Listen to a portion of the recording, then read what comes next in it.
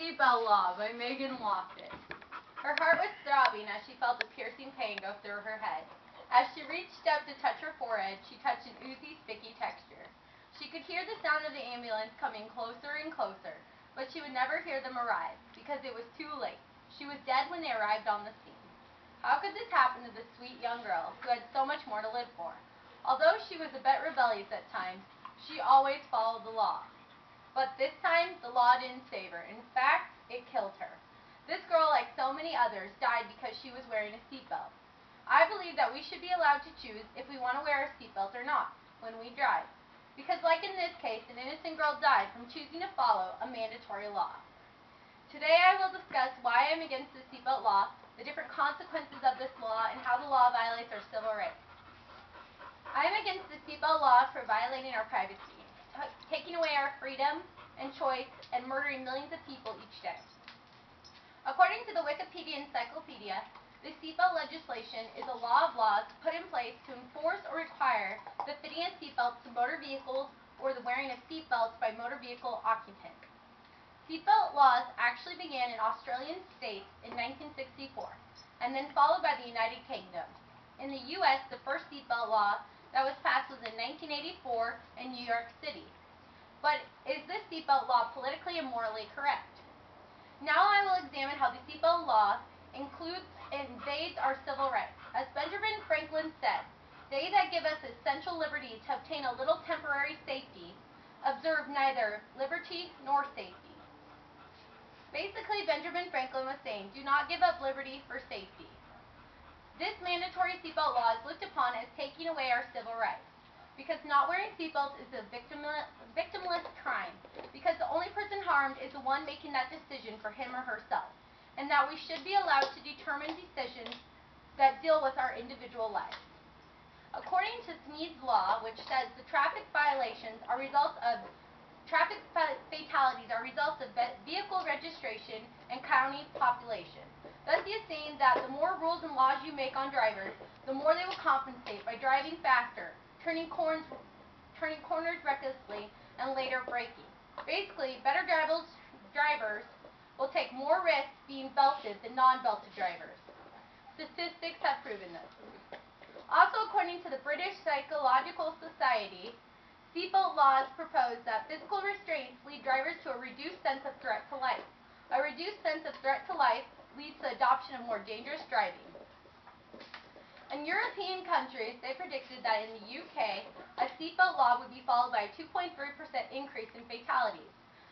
But the car occupants, and in Ireland, the 1979 seatbelt law was accompanied by a 4% increase in deaths. Seatbelt laws are in place because of a misguided perception of the collective good. They are in place for two reasons. It will save lives and save money. Due to Assembly Bill 90, which allows police to stop and inspect the vehicle's safety to determine whether the occupant is wearing a seatbelt. Although state law requires drivers to wear seatbelts, police may issue citations only if violation is observed in the course of a stop made for other reasons. Our government says that they are to do no harm in the safety legislation, but obviously the government is not bringing this out as truth because many die from wearing their seatbelt, so thus the government is doing harm. In 30% of fatality accidents where a person is ejected from a vehicle, the person remaining in the vehicle is the fatality. The government then is not reinforcing a legitimate function because there is still a chance that many will die while wearing their seatbelt. So what power should the government have in dictating and reinforcing those laws? The government is not allowed to protect us from ourselves. So the question is, why are they being given the power to try?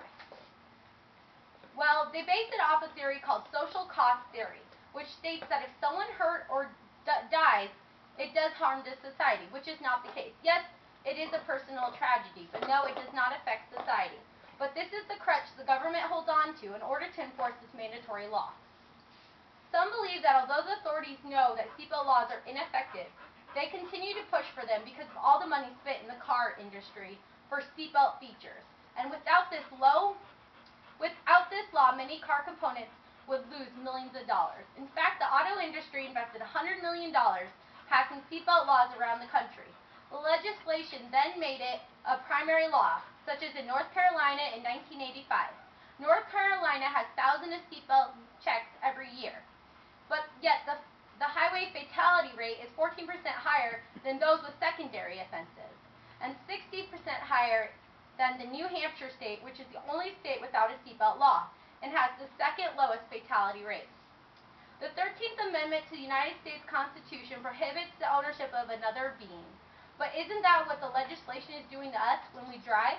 Could we be slowly turning into a socialist government? Because if this isn't the case, then why do they try to tell us how to and what we should care about?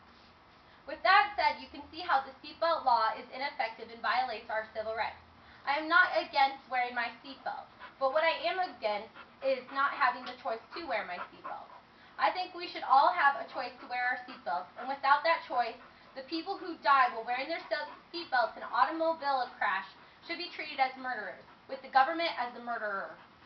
Making seatbelt laws mandatory is against our civil rights, and our former presidents would never have stood for this. That is why seatbelt laws should be based on the individual's choice and not made mandatory. Otherwise, the law just might kill millions. More with the primary suspect pointing at our very own government. And that's all I have for you. Thank you. Yeah.